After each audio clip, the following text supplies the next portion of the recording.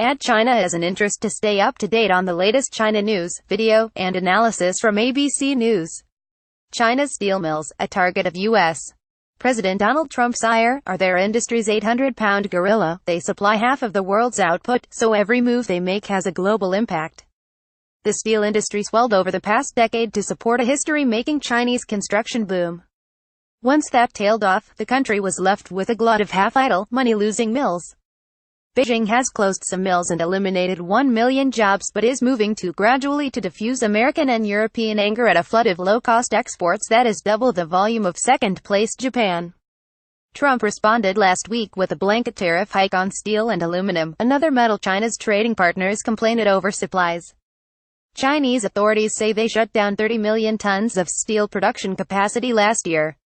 That cut alone is equal in size to the annual output of the number 9 producer, Brazil, but only a sliver of China's 800 million tons. Beijing's goal is to make its industry more efficient and profitable, not just smaller. So while some mills close, bigger rivals step up production and could become even more formidable global competitors. Total steel production rose 5.7% last year over 2016 to a record 831 million tons, according to the Chinese cabinet's planning agency, the National Reform and Development Commission. That was on top of a 1.2% increase in 2016 and more than 7 times Japan's output. The industry is forecasting another 1% rise this year. Without the capacity cutting, there would have been much more production than there is now, said Wang Suzhen, an analyst for Missteel, a news service that follows the Chinese industry. Steel and heavy industry have long been a political touchstone for Chinese leaders, which led to economic disaster in the 1950s. In 1958, then leader Mao Zedong encouraged the public to produce steel in backyard furnaces for his Great Leap Forward, a short-lived attempt at overnight industrialization. Villagers stripped hillsides for fuel and burned doors and furniture to melt pots and pans and whatever other metal they could find to produce useless pig iron. The diversion of resources into the Great Leap led to famine that killed tens of millions of people. In the past 2 decades, production took off as Chinese cities were bulldozed and rebuilt with thousands of new office and apartment towers, shopping malls, bridges and expressways. Output rose from under 130 million tons in 2000 to more than 600 million in 2010.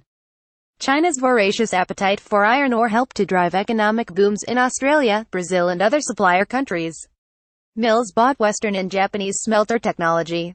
Steel and aluminum, along with coal, glass and solar panels, are among many Chinese industries that mushroomed until supply vastly outstripped demand. Once the building boom cooled, suppliers left with vast stockpiles of unsold goods resorted to price-cutting wars that threatened many with bankruptcy. Beijing has announced plans to shrink steel and coal but has yet to outline plans for others. China's aluminum output is a fraction of steel's size at about 36 million tons last year. But foreign competitors say the impact of low-cost Chinese exports on their industry has been even more devastating. Last year's steel exports fell 30% from 2016 to 63 million tons, but that still was 1/4 of the global total and more than twice Japan's 30 million tons. Beijing tried to defuse threats of trade sanctions by agreeing at a meeting of the Group of 20 major economies in 2016 to form a global panel to discuss how to shrink the industry. But it avoided any binding commitments. In the U.S. market, sales of Chinese steel have plunged due to earlier tariffs of up to 522% imposed on some products to offset what Washington says are improper subsidies to producers. That means that while Trump has singled out China for criticism, his latest tariff hike is likely to hit U.S. allies Japan and South Korea harder. The United States bought just 1.1% of China's steel exports last year compared with 12% for South Korea and 5% for Japan, according to the U.S.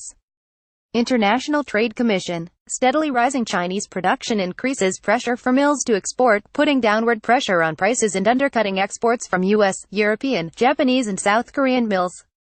At the same time, Beijing is merging its biggest steelmakers into even bigger, more efficient competitors. China created the world's second-largest steelmaker after Europe's ArcelorMittal with the 2016 merger of 2 state-owned producers, Beihai Steel Group and Wuhan Iron.